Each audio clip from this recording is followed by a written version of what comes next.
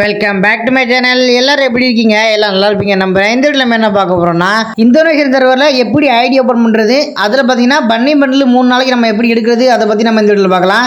அதுக்கு முன்னாடி இப்போ தான் நீங்கள் நம்ம சேனலில் ஃபஸ்ட் டைம் வாட்ச் பண்ணுறீங்க அப்படின்னா இந்த வீடியோக்கு லைக் கொடுத்துட்டு அப்படி நம்ம சேனலை சப்ஸ்கிரைப் பண்ணி வச்சுங்க. அப்போ தான் நம்ம வீடியோஸில் நோட்டிஃபிகேஷன் வரும். இதுக்கு ஃபஸ்ட்டு உங்களுக்கு என்ன தேவைப்படும் அப்படின்னா, புதுசாக பார்த்தீங்கன்னா நீங்கள் ஒரு ஜிமெயில் நீங்கள் வந்து கிரியேட் பண்ணி வச்சுக்கணும். அதுக்கப்புறம் என்ன பண்ணணும் அப்படின்னு கேட்டிங்கன்னா, ப்ளே ஸ்டோர் போகணும். ப்ளே ஸ்டோர் போனீங்க அப்படின்னா இந்தோனேஷியன் சர்வர் அப்படின்னு நீங்கள் டைப் பண்ணீங்க அப்படின்னா இந்த ஒரு VPN பார்த்தீங்கன்னா உங்களுக்கு வரும். அதாவது இந்த ரெண்டாவது இருக்குது பார்த்தீங்களா, இந்த VPN வரும்.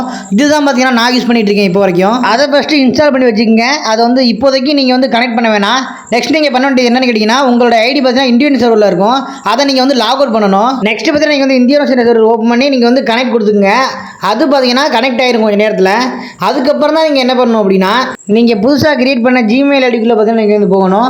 அப்படி நீங்கள் போனீங்க அப்படின்னா டேரெக்டாக நீங்கள் வந்து இந்தியன் சர்வர்லேருந்து நீங்கள் வந்து இந்தோனேஷியன் சர்வரில் நீங்கள் வந்து ஐடி ஓப்பன் பண்ணிக்கலாம். இந்த வீடியோ பார்த்தீங்கன்னா உங்களுக்கு ரொம்ப யூஸ்ஃபுல்லாக இருக்குன்னு நினைக்கிறேன். இந்த மாதிரி ஃப்ரீ ஃபயர் பார்த்தீங்கன்னா அப்கமிங் அப்டேட்ஸு, அப்கமிங் ஈவெண்ட்ஸு இதெல்லாம் நீங்கள் தெரிஞ்சுக்கணும் அப்படின்னா இந்த வீடியோக்கு ஒரு லைக் கொடுத்துட்டு அப்படி நம்ம சேனலை சப்ஸ்கிரைப் பண்ணி வச்சுக்கோங்க. அப்போ தான் நம்ம போகிற வீடியோஸ்லாம் நோட்டிஃபிகேஷன் வரும்.